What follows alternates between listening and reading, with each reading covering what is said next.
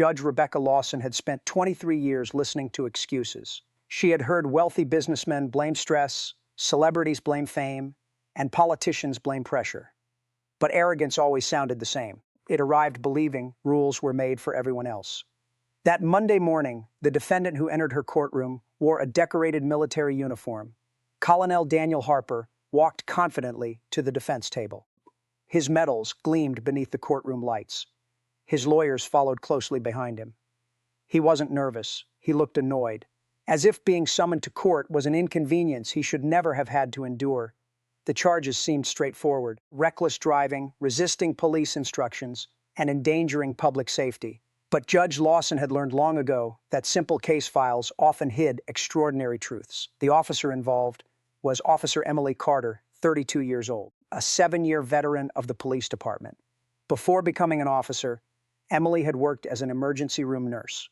She had held the hands of parents who lost children to drunk drivers and reckless speeding. She understood exactly how quickly one careless decision could destroy an entire family. 3 weeks earlier, Emily had been monitoring traffic near a school zone. Children had just finished after-school activities. Parents walked beside strollers. Teenagers rode bicycles home. Then she saw a black SUV fly past at nearly 80 miles per hour in a 30-mile-per-hour zone.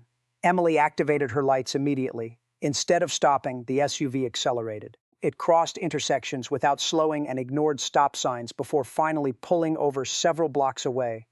Approaching cautiously, Emily requested the driver's license and registration. The man behind the wheel stared at her. "Do you know who I am?" he asked. Emily calmly repeated her request. He showed her his military identification card. "Colonel Daniel Harper," he said. "You should understand the importance of my work." Emily remained professional. "License and registration, sir." The colonel sighed heavily. "You traffic officers think you're important because you wear a badge." Then his eyes drifted toward the photograph clipped inside Emily's notebook. The picture showed a smiling man holding a little girl. "Your husband?" Harper asked. Emily nodded. "He passed away last year." "For the first time?" Harper smirked. "Then maybe you should focus on raising your daughter instead of interfering with people who actually matter." Even years on the bench had not prepared Judge Lawson for the silence that filled the courtroom as Emily repeated those words.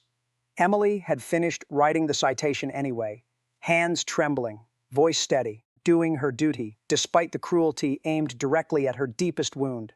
Dashcam footage confirmed everything: the speeding, the refusal to stop, the insults, the threat. One sentence echoed through the courtroom speakers. One phone call and this disappears. Colonel Harper sat motionless. When asked if he wished to address the court, he stood confidently. "I've served this country for 24 years, he said. "I've protected national interests most civilians can't comprehend. I was handling urgent matters. My responsibilities outweigh minor traffic concerns." Judge Lawson listened quietly. Then she asked a single question. "Did your responsibilities outweigh the safety of the children crossing that street?" For the first time, Harper hesitated. A woman rose from the gallery. Her name was Margaret Ellis. She held a photograph with shaking hands. It showed her 8-year-old grandson. "He was crossing near the school," she said softly. "The SUV missed him by less than 2 feet. My grandson still wakes up crying." The courtroom fell silent. Judge Lawson looked directly at Colonel Harper. "You've spent your life commanding respect," she said. "But respect cannot be demanded through rank. It is earned through character." She reviewed the facts. He endangered children, ignored police orders, attempted to use authority to avoid consequences, and targeted a grieving widow simply because he believed she lacked power. The verdict was swift: guilty. His license was suspended. He was fined heavily. He was ordered to complete community service at a children's rehabilitation center.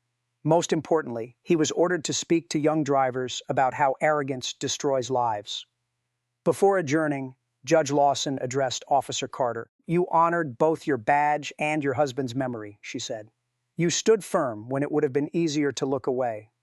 Tears filled Emily's eyes. Months later, reports from the rehabilitation center described a changed man. Colonel Harper stopped introducing himself by rank. He listened more than he spoke. One afternoon, a child in a wheelchair asked him if heroes ever make mistakes. Harper answered quietly, "Yes, the important part is admitting them before your mistakes become someone else's tragedy." Judge Lawson later reflected on the case. Titles fade, uniforms age, Medals collect dust, but character reveals itself in ordinary moments, at a stop sign, in a school zone, during an encounter with someone who has less power than you. Because true honor isn't found in authority, it's found in humility. And justice exists to remind us that no one, regardless of rank, wealth, or reputation, is ever above the lives of the people they're sworn to protect.